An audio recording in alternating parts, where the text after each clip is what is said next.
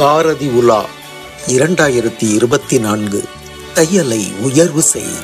வழங்குவோர் Techno Products, தபம்ஸ் group of companies, auditor NRK, Savitri foundation, Manivasagar Pathippagam, Sai group of matrimonials மற்றும் திசு கல்வி அறக்கட்டளை.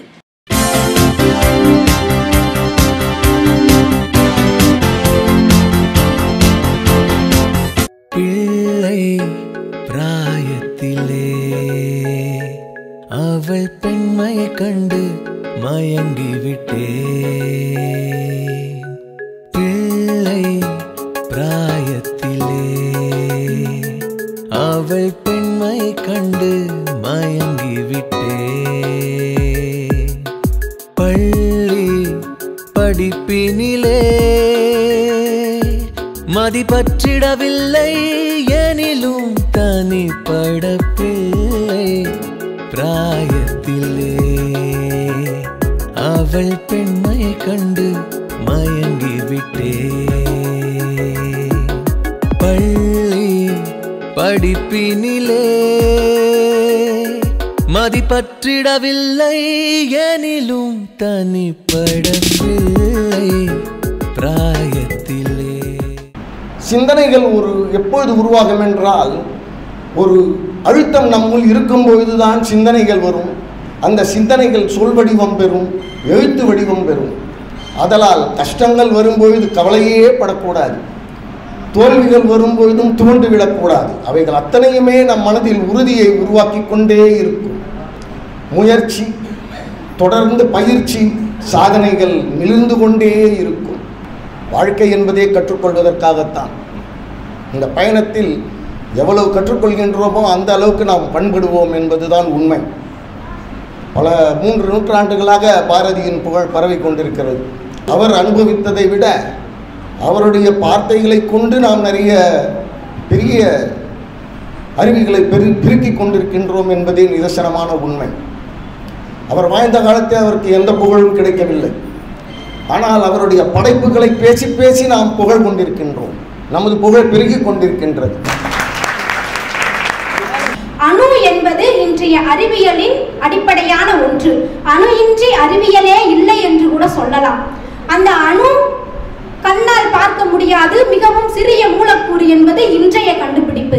ஆனால் 1000 ஆண்டுகளுக்கு முன்பாகவே அணுவை துளைத்து ஏன் கடலை புகட்டி குறுகத் தரித்த குரல் என்று திருக்குறளை புகழ்ந்து பாடும்போது ஔவையார் கூறியிருக்கிறார். அணுக்கள் இடையின்றி அசையும் என்று முண்டாசு கவிஞன் அணுக்களின் அசைவை பற்றி சொல்லி இருக்கின்றார். இப்படி அணுவை பற்றி அன்றே நம் தமிழர்கள் கண்டுபிடித்து வைத்துள்ளார்கள்.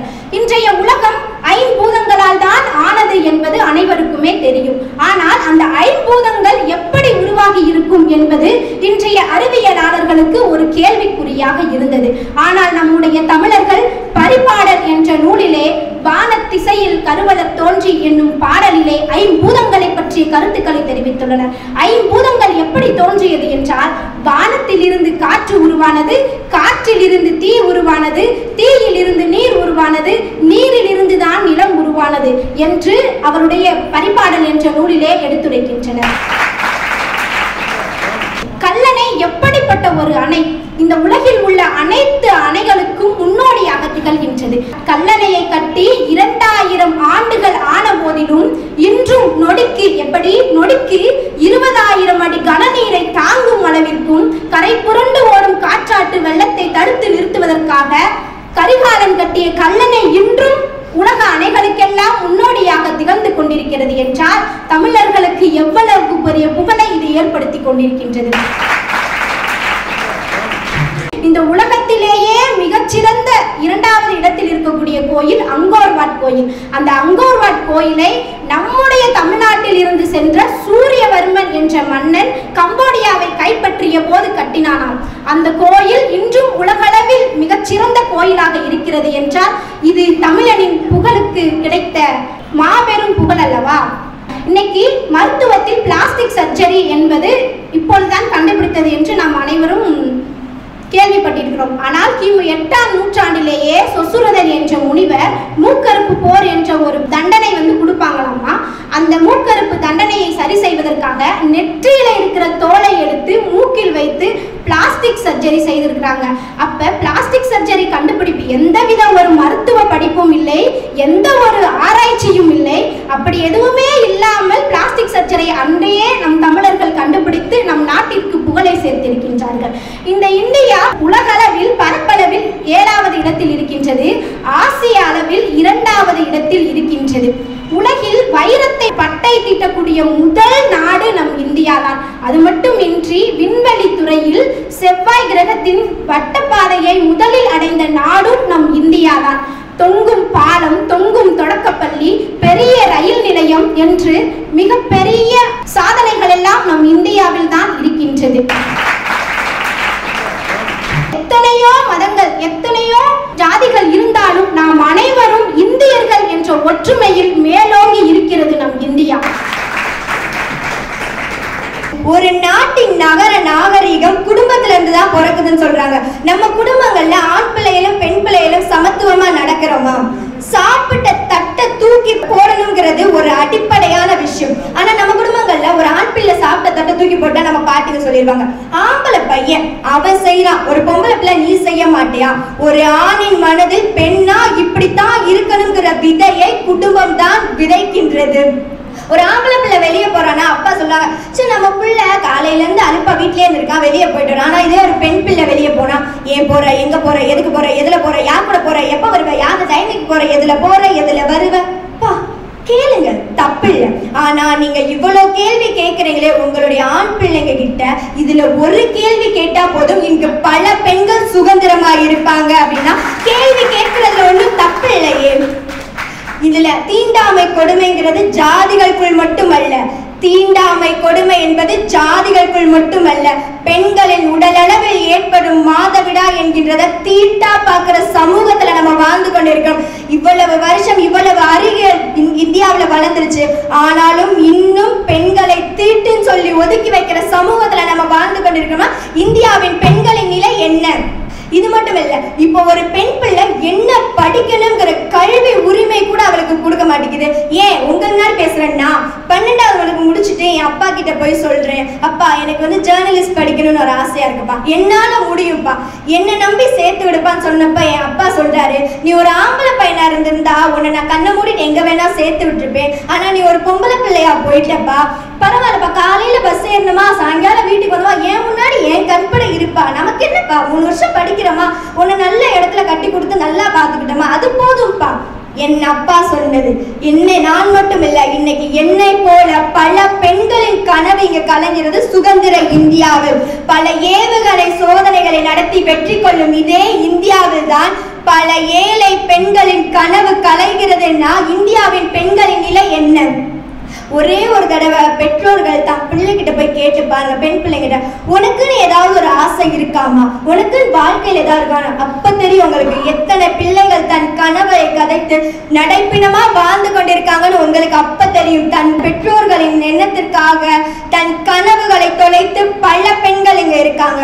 ஒரு ஆணின் கனவு கலைகிறது, ஆனால் ஒரு பெண்ணின் கனவோ கலைக்கப்படுகிறது. இன்னும் பெரும்பாலான கிராமங்களில் குழந்தை திருமணங்கள் நடந்து கொண்டுதான் இருக்கு. 18 வயதுக்கு கீழ் உள்ள பெண்களுக்கு திருமணமும் தன்னுடைய அடிப்படை கல்விக்காகவும் இன்னும் பல பெண்கள் போராடி கொண்டுதான் இருக்காங்கன்னா இந்தியாவின் பெண்களின் நிலை என்ன? பெண்கள் உடலளவில் பலமானவர்கள் ஆண்கள் என்றால் உள்ளத்தால் பல மடங்கு பலமானவர்கள் பெண்கள் என்பதை மறவாதீர்கள். Remember one thing, nature created difference, not a discrimination. பெண் என்று ஒதுங்கி போவதை விட பெண் என்று தலை நிமிர்ந்து நட வேண்டும். ஒன்றை மட்டும் நினைவில் கொள், இந்த உலகம் உன்னை ஜெயிக்க பல ஆயுதங்கள் உண்டு, ஆனால் நீ இந்த உலகை ஜெயிக்க கல்வி என்ற ஒற்றை ஆயுதமே உன்னிடம் உண்டு என்பதை மறவாதே.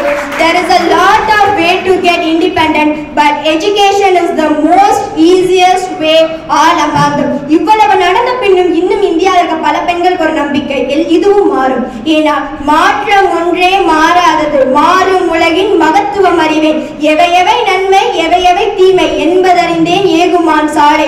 கொள்வோர் கொள்வ குறைப்போர் குறைக்க உள்வார் வார்த்தை உடம்பு தொடாது. நானே தொடக்கம் நானே முடிவு, நான் உரைப்பதுதான் இந்நாட்டின் சட்டம்.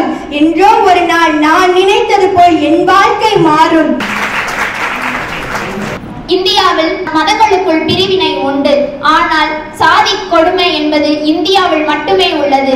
இந்திய நாடு பல முற்போக்கு தன்மை கொண்ட பன்முக தன்மையுடன் கூடிய நாடு.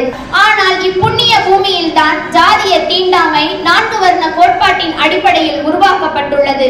இதனால் தாழ்த்தப்பட்ட சமூக மக்கள் தீண்டத்தகாதவர்களாக ஆக்கப்பட்டு அவல நிலையில் இருந்தார்கள். தாழ்த்தப்பட்ட சமூக மக்கள் பொது கிணற்றில் தண்ணீர் எடுக்க முடியாது, சுதந்திரமாக தெருவில் நடக்க முடியாது, நிலமற்ற ஏழை கூலிகளாக ஆக்கப்பட்டு கல்வியும் வேலை வாய்ப்பும் ஒடுக்கப்பட்டவர்களாக இருந்தார்கள். இதை கண்ட பாரதியார் சாதிகள் இல்லையடி பாப்பா, அக்குல உயர்த்தி தாழ்த்தி சொல்லல் பாவம் என்று பாடினார். தில்லை நடராசனை வழிபட நந்தனுக்கு உரிமை மறுக்கப்பட்டது.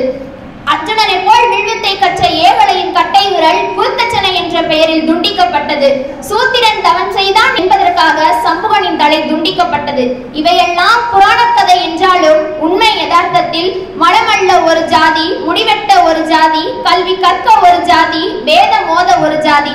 இந்நிலை கண்டு நம் தலைவர்கள் மட்டுமல்ல, ஆதி காலம் தொட்டே நம் அவ்வை பாட்டி சாதி இரண்டொழிய வேறில்லை சாற்றுங்கால், நீதி வலுவா நெறிமுறையில் இட்டார் பெரியோர் இடாதார் உள்ளபடி என்று பல முனைகளில் இருந்தும் பாடினார்கள்.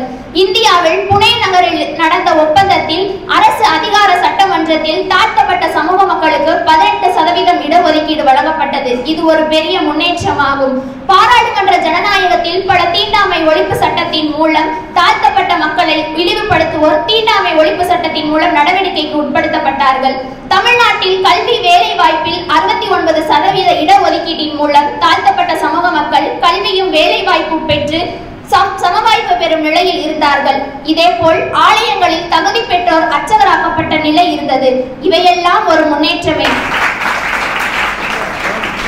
இன்னும் மணிப்பூரில் கலவரம் நடந்து கொண்டுதான் இருக்கிறது. தமிழ்நாட்டில் வேங்கை வயல் போன்ற பகுதிகளில் தீண்டாமை செயல் இன்றும் நடந்து கொண்டுதான் இருக்கின்றது. இங்கும் அங்கும் நடக்கும் வேற்றுமைகளை ஒழிக்க இந்திய தேசம் உறுதிமொழி எடுக்க வேண்டும். மகாகவி பாரதி இந்த நாட்டு மக்கள் அனைவரும் சரிநிகர் சமானமாக வாழ வேண்டும் என்று வற்புறுத்தவில்லை. இந்த பூமியில் வாழ்கின்ற மக்கள் அனைவரும் நிகரென்று கொட்டு முரசே, இந்த நீர்நிலம் வாழும் மக்கள் எல்லாம் தகரென்று கொட்டு முரசே என்று பாடியுள்ளார். சாதிகள் என்னும் சாயம் வெளுப்பேன், சாத்திரம் என்னும் பேயை ஒழிப்பேன், சமத்துவம் என்னும் தீயை வளைப்பேன், அனைவரும் சமம் என்னும் நீதி உரைப்பேன். வாய்ப்பளித்த அனைவருக்கும் நன்றி கூறி என் உரையை முடித்துக் கொள்கிறேன். நன்றி, வணக்கம். பாரதி சுயசரிதையை எழுத தொடங்கும் போது பொய்யாய் பழங்கதையாய் கனவாய் மெல்ல போனதுவே வாழ்க்கை எப்படி போனது என்று பாரதி எழுதுகிற போது ஆற்றாமை, சோகம், கண்ணீர், அவலம் எல்லாமே அந்த பட்டினத்து பிள்ளையின் 2 வரிகளில். ஏன் 39 வயதில் மரணத்தை தழுவிய ஒரு மகா கவிஞன் இறந்தபோது 11 பேர், 10 பேர், 9 பேர் என்று ஜனத்தொகையின் கணக்கை மாறி மாறி சொல்கிறார்கள். வாழும்போது கொண்டாடாத ஒரு வைபவ தலைவன் இன்றைக்கு எனக்கு தெரிந்து நான் 10 ஆண்டுகளாக பாரதியை கொண்டாட இங்கே தேனிக்கு வந்து கொண்டிருக்கிறேன். விரட்டினார்கள், இடம் கிடைத்தது. கல்லெறிந்தார்கள், வீடானது. தீ வைத்தார்கள், வெளிச்சம் வந்தது. வேல் பாய்ச்சினார்கள், வேலியானது. விஷம் தந்தார்கள், அன்று முதல் நான் திருநீலகண்டன் என்று இந்த நெகட்டிவ் எல்லாம் பாசிட்டிவாக்க தெரிந்தவன் பாரதி ஒருவன் தான். எனக்கு தெரிந்து நோபல் பரிசு பெற்ற தாகூரோடு மல்லு கட்டுகிறான், சண்டை போடுகிறான். யார் அந்த தாகூர்? என்னோடு கவிதை பாட வர சொல்லுங்கள். சென்னையிலே இருக்கிற விக்டோரியா அரங்கத்திலே அவரும் பாடட்டும், நானும் பாடுகிறேன். யார் வெல்கிறார்களோ அவர்களுக்கு கொடுங்கள், அவர்களுக்கு அறிவியுங்கள் பரிசை என்று சொல்கிற திராணி, தைரியம் அவன் ஒருவனுக்குத்தான் இருந்தது. நீங்க ஒருவன் மனசுல போய் பதியறதுக்கும் உள்ளேக்குள்ளே பூட்டி வச்சுக்கிறதுக்குமான பாடல்களை ஒரு சிரஞ்சீவித்தனத்தோடு எழுதிட்டு போயிட்டாங்க. அவனுக்கு உண்மையிலேயே இந்த இப்போ இன்னைக்கு பத்மபூஷனோ பத்ம விபூஷனோ பத்மஸ்ரீயோ எதுவுமே அவனுக்கு அவனுடைய தகுதிக்கு சரியானது இல்லைங்க. அதுக்கெல்லாம் மேலங்க, அதுக்கெல்லாம் மேலே நோபல் பரிசுக்கு மேலங்க. நோபல் பரிசுக்கு மேலே இன்னும் கண்டுபிடிக்கல இல்லை, அவனுக்கு கண்டுபிடிக்கிற அன்னைக்கு அதை சொல்லலாம். உலகம் இருக்கிற வரை, தமிழ் சமுதாயம் இருக்கிற வரை, ஆனாவண்ணா இருக்கிற வரை, கசடதபர இருக்கிற வரை, பாரதி என்கிற அந்த மகா கவிஞன் நம்ம எல்லாம் ஆட்சி செய்வான். என்னோடு இணங்கி மனம் புரிவாய் என்று போற்றிய போதினிலே இளம் புன்னகை பூத்து மறைந்து விட்டாளம்மா. பிள்ளை பிராயத்திலே அவள் பெண்மை கண்டு மயங்கி விட்டே. பள்ளி படிப்பினிலே மதி பற்றிடவில்லை எனிலும் தனிப்பட பிள்ளை பிராயத்திலே அவள் பெண்மை கண்டு மயங்கி விட்டே. பிள்ளை பிராயத்திலே அவள் பெண்மை கண்டு மயங்கி விட்டே.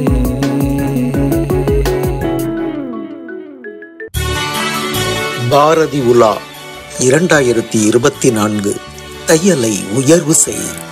வழங்கியோர் டெக்னோ ப்ராடக்ட்ஸ், தபம்ஸ் group of companies, auditor NRK, Savitri foundation, Manivasagar Pathippagam, Sai group of matrimonials மற்றும் திசு கல்வி அறக்கட்டளை.